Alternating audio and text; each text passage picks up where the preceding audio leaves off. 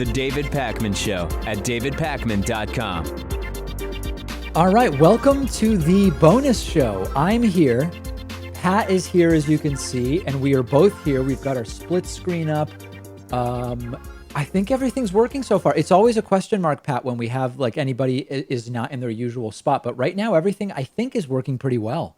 Yeah, and you have that EV microphone with you that we're used to hearing, Yes. instead of that Blue Yeti that was, a little bit cheaper, but that was like your go-to for the remote setup. Right. But I think we've really perfected the remote setup now. Like this is great. Well, so normally when I do the show somewhere else, and now I'm seeing my entire room is actually very, very bright. Let me see. I'm actually going to do a live adjustment.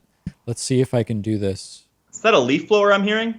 There we go. No leaf blower, thankfully. But no, actually, you know what that is? That's my laptop fan, which you can hear, but this mic, fortunately, is not picking up because it's a proper microphone. So normally I bring like a USB camera and a USB mic because of size. If I'm from the standpoint of luggage, if I'm flying, you can't bring everything. I've got a full voice processor, my entire mic arm, a full size camera. I mean, it's crazy the amount of equipment I have. Because now I'm not flying, and this was a very, very straightforward driving trip, I was able to essentially bring my full setup. I mean, I don't have like my full lighting, but I have the microphone I normally use. I have the equipment I normally use. So I think that this is a really, really great way to go. Yeah, especially for the podcast. I'd imagine that the audio audience isn't even going to notice a difference. You did say at the top of the show that you're broadcasting from Martha's Vineyard. Yeah. But aside from that, they probably wouldn't even know. So here's the deal in Martha's Vineyard. Everything I've been doing has felt totally safe in the sense that it's the same stuff I've been doing in Boston, where I'm mostly just at home and cooking at home. I'm seeing very few friends, and it's always in outdoor settings. I'm wearing a mask anytime I go to the grocery store. I'm wearing a mask when I pick food up. Now, the difference here, and this is just a frustrating thing, is that this is a popular New Yorker and New Jersey vacation spot. And so I really want to be, I don't want to be unfit. I don't want to be stereotyping. And in fact, there are some friends of mine from New York that are coming here after I'm going to be gone, and they're going to be totally safe in every way. But strictly speaking, if you're coming from out of state, you're supposed to quarantine for 14 days. No one's doing that. I mean, most people don't come for 14 days. So that's just, okay, that's out the window. You can still be behaving responsibly otherwise. But I was in what I would say is the most obnoxious sort of part of the island from the perspective of the people is Edgartown. There's like Martha's Vineyard's tiny. There's 3 towns: Vineyard Haven, Oak Bluffs, and Edgartown. Edgartown is like the most annoying, to me, pretentious place. And it was filled with families of 7 in huge SUVs with New York plates who would get out in the most crowded area. The island is not crowded in general, right? But they would, like, Edgartown can be crowded. They get out, no wearing masks, and it's just like, that to me makes me think that, you know how I say the rules are there for the 2% of people who don't have any common sense? I feel like it's that 2% that might screw Massachusetts, and we've been doing so well. Yeah, I feel as though people were abiding by the mandatory 2-week quarantines at the beginning of all of this. So, like, if they were coming from China or if they were coming from Europe in February or early March, I think for the most part, people were willing to abide by those rules because the cat wasn't yet out of the bag. But now we get 40,000 new cases confirmed here in the United States every day, and people have been dealing with the virus for months and months. It's already a reality for us. So sure, there are going to be some people who are responsible, but then there are going to be others who just don't pay attention to those rules. Yeah. And I mean, listen, I get it. Like, if your vacation is to go to Martha's Vineyard for a week, you're not going to go and quarantine for 14 days. I understand that. But you've got to wear the mask. You've got to do the other stuff. Something insane happened in Edgartown. I actually posted this to my Instagram. So in general, you can either fly into Martha's Vineyard or take a ferry. The most common ferry leaves from Woods Hole, Massachusetts. And if you want to go then from Martha's Vineyard to Chappaquiddick, you have to take a subsequent ferry. It's like a small, it only fits 2 to 3 cars at a time and a few people. And in Edgartown yesterday, there's like a nice lookout point. I was up there with my girlfriend. We were by ourselves. I was just watching the ferry, watching the water. And then at a certain point, a woman comes up with her boyfriend, and she's just holding her phone up with no mask, holding her phone up in front of her face like this, stands 3 feet behind me. And because she's filming, not only does she have no mask, she has no way to cover her mouth.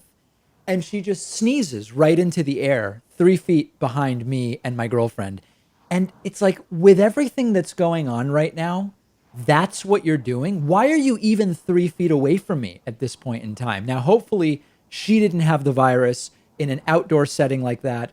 She wasn't pointing at me. It would be insanely bad luck that the wind blows enough virus into my respiratory system. I get it. But it's like, what the hell are you doing? Do you have no idea what's going on right now? Yeah, and I remember early on when they started to say wear a mask, they were saying this is not a substitute for social distancing. You still have to social distance. And so that happens to me sometimes where even like I'll be wearing a mask and the other person is wearing a mask, but we're still too close. And that just irks me the wrong way. Yeah, it's horrible. I have a very similar story from over the weekend, which is that I was near someone who was wearing a mask, but then they had to cough and they took off the mask to cough. It's like, that's the point of the mask. Just cough into the mask. It's okay. Right. Well, and again, depending on the type of mask you have, it may prevent particles from going through or not, but no matter what, you're better off, right? Like the mask is something rather than nothing. And still, listen, when we read that report that like 80% of cases came from 9% of the people, I understand why. As soon as you venture out in public, you understand why. But for the most part, I'm just by myself with my girlfriend, and we've been seeing one other couple who is also very safe, who's also on the island staying somewhere else. The beaches I've been going to literally have no one on them. Like yesterday I was at the beach and there were 3 other people 50 feet away or something, 100, not even 100 feet away, something like that. So it's all feeling pretty safe, but definitely from what I'm seeing and the anti-mask crusaders that now are floating around, like I don't think I'm that. At first I was really bummed that summer travel was essentially kiboshed. Now I'm just kind of grateful that I don't have anything booked where I feel the pressure to go, because it just doesn't seem safe. There's too many more moronic people floating around there.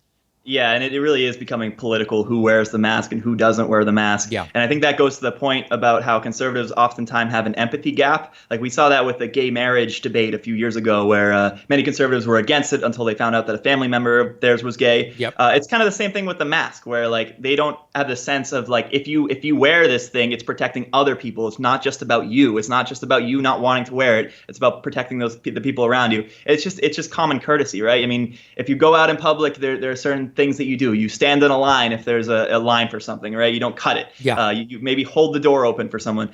Just be a nice person, right? This is one of those things you can do to be a nice person. Wear the mask. So let's talk about a couple of news stories that are relevant and interesting. One is that comedian Sacha Baron Cohen did another one of these stunts, which I find absolutely hilarious, and now has right-wingers falling all over themselves to claim that everybody knew that something was wrong and nobody was really cheering for what Sacha Baron Cohen was doing. Sacha Baron Cohen went to a gathering of the 3%ers in, I believe it was Olympia, Washington. And through, he never reveals his methods fully, but basically used some intermediaries to get himself booked as an additional band to perform at this event. And he was in full costume where he had like sort of like a fat suit on and a beard and different hair. It looked like a completely different person. And he went up there and he sang an absolutely insane song with rhyming that involved blame Obama for the Wuhan flu, all sorts of racist and xenophobic things. People from the video I saw, Pat, did seem to be singing along.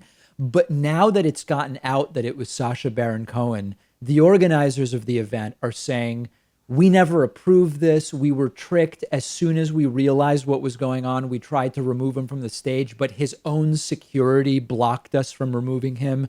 They want to make it seem like nobody in the crowd was going for the stuff, but I don't know. In the video, it seems like the crowd is loving these chants about Obama and the Wuhan flu. It's kind of hard to tell because it does seem like someone from the audience just filmed Sacha Baron Cohen up on stage, so Yeah. you don't really see the audience reaction. If this is part of a second season of Who is America, then I'm sure we'll be able to see who in that audience was enjoying themselves and also singing along. Yes. But yeah, I love his tactics, honestly, because like he started out the song with saying things that were like, yeah, kind of edgy, but not too over the top. And then by the end, he was saying that we need to like chop up Anthony Fauci and we need to like, I don't know, just horrible stuff that people were like singing along to about the end because it was just a catchy song and they were like enjoying the lead up to it. Yes. So as the lyrics got worse and worse, people just followed along, and that's like very interesting thing that happens. If he had started with like the craziest stuff, maybe they wouldn't, but because he like led them into it, they went along with it. One interesting detail that is leaked is we sometimes wonder, when Sacha Baron Cohen gets himself into these potentially dangerous situations, like once for a movie, I believe it was either in Alabama or Arkansas, he showed up in his sort of more flamboyant gay character and was doing, I don't remember what, but there was like a real risk that things could get ugly.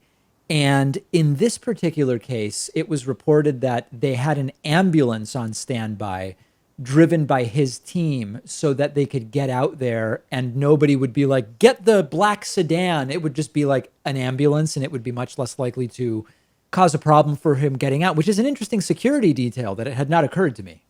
Yeah, my favorite Sacha Baron Cohen skit was from the first season of Who is America, and he dressed up like a liberal do-gooder. He was wearing an NPR shirt and he had a ponytail, and he went to a really conservative area in Arizona and proposed to everyone a new mosque for their city. Yes. And it would be like the biggest mosque outside of the Middle East, and it was just so hilarious to see these right-wingers react to it.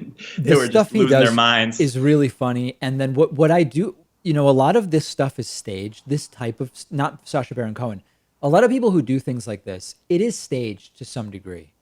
It really appears from the reactions and the statements that are made by the people that he pranks that they are not in on it like at all. And to me, that makes it good. A lot of the prank calls that we sometimes hear more recently, they're to some degree staged. And if indeed the stuff Sacha Baron Cohen does is not staged, that really makes me think of it as far more clever than some of the other things we're seeing.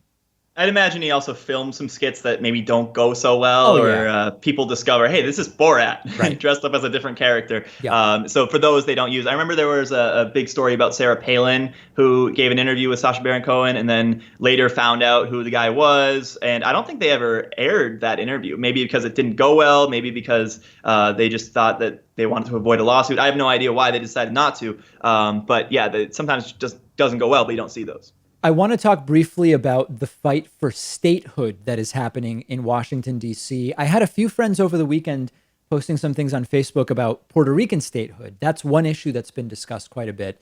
The House has actually passed a bill which would make Washington, D.C. the 51st state in the United States. Now, the democratically controlled House passed it. The Republican-controlled Senate is, of course, not going to pass it. They are not even likely to take it up. This is essentially dead in the water for as long as Republicans control the Senate. My question, though, is, Pat, if indeed Democrats took control of the Senate, I believe they still wouldn't be able to pass it because wouldn't it either by default or through some finagling require a supermajority in the Senate anyway, thus taking control of the Senate still would not get it passed? It definitely has to be a priority for Joe Biden. Pass it through the House, pass it through the Senate, make D.C. a state, make Puerto Rico a state, then we'll have 4 more senators. And it's going to be hard for Republicans to gain back control. Of course, that's like the real sort of like political motivation for doing it for the left. But there are some real issues at hand as well, like how people in D.C. pay income tax but don't have a voting representative in Congress. So how other countries, they may have like a district, a federal district as their capital, but those people still have full on rights. Like they can still vote, they can still get representation and all that stuff. It seems like with D.C. there's this really second class citizen thing going on that we have to get rid of. I saw a very interesting series of tweets. It was an argument. I don't remember between who. It was between some left winger and some right wing politician. And the right winger said, if we did this with DC, it immediately gives 2 senators to the Democrats. And the response was, instead of trying to continue blocking DC from having representation, why not figure out how to get Republicans to win those hypothetical seats? Like, it exposed that it's a foregone conclusion that Republicans don't even imagine that they could make the case that they should be the ones representing Washington, D.C. Like, in their mind, it's just, they like to claim that their policies are better for people. If that's the case, you should at least pretend to believe that you could convince D.C. voters, hey, vote for us instead of just voting in 2 Democratic senators. They don't even mention it. You're right. And if it was up to me, I would say abolish the Senate because it's so undemocratic. You have a state like Wyoming that has 2 senators, and they have 600,000 people living there, something like that. And then you have California that has, 30, 40 million people in the state, and they also have 2 senators. So that's already inherently very, very good for the Republicans. I saw Tom Cotton railing against D.C. statehood, and I was like, what kind of arguments is he going to try to make? One of the arguments he made was that the new map of what the new federal district would be, because it would really just be like the White House and the Capitol and National Mall, was too ugly, and that it had 90 sides to it, and he just didn't like how it looked. So that was one of the things. Another argument that he made was so disingenuous. He was trying to act as if this would allow the swamp to get more representation, like these 2 senators would just be representing like lobbyists and that sort of thing. I think he's just trying to like trick people. Maybe many of his constituents back home in Arkansas don't realize that like D.C. has a very high black population. Many of those people don't work on Capitol Hill, and they're just like living their lives in a normal city. And I don't think that maybe he was able to convey that at all. Like he was trying to trick people, essentially. Yeah, I mean, it's like D.C. is of course filled with restaurants. D.C. is filled with schools. D.C. is filled with museums and NGOs, and everybody's not working in government. And the idea that it's mostly government workers, government jobs, it's a joke. And by the way, the idea of the gerrymanderers in chief saying DC shouldn't have senators because the shape of the represented area would be ugly is, I mean, you've got to be catering to people that are too dumb to know better, right? Because that's just ridiculous. And another argument I heard was that he was trying to counter the whole taxation without representation thing by saying that for every $1 that D.C. Residents pay in taxes, they get $4 back. Well, that sounds a lot like red states to me. Yeah. Most of the red states are taker states, that they pay less in taxes than they receive in taxes. So does that mean that maybe they shouldn't be states either? Should we strip statehood from them because those are the taker states too? It's not a sound argument. None of these are sound arguments. It's absolutely ridiculous. And to go back to what you first said, I believe that if Joe Biden does become president, DC statehood should be a priority, absolutely. And I'm for Puerto Rican statehood as well. I think it's less of an obvious case. I believe they deserve it, no doubt. I think the DC case is just so obvious that it should be done and used as precedent to then, as I hit my microphone, to then talk about Washington, D.C. All right, my microphone, I just punched and it's just totally flaccid and falling apart. So that is the one downside of being out of the studio. My punch range for the microphone is modified.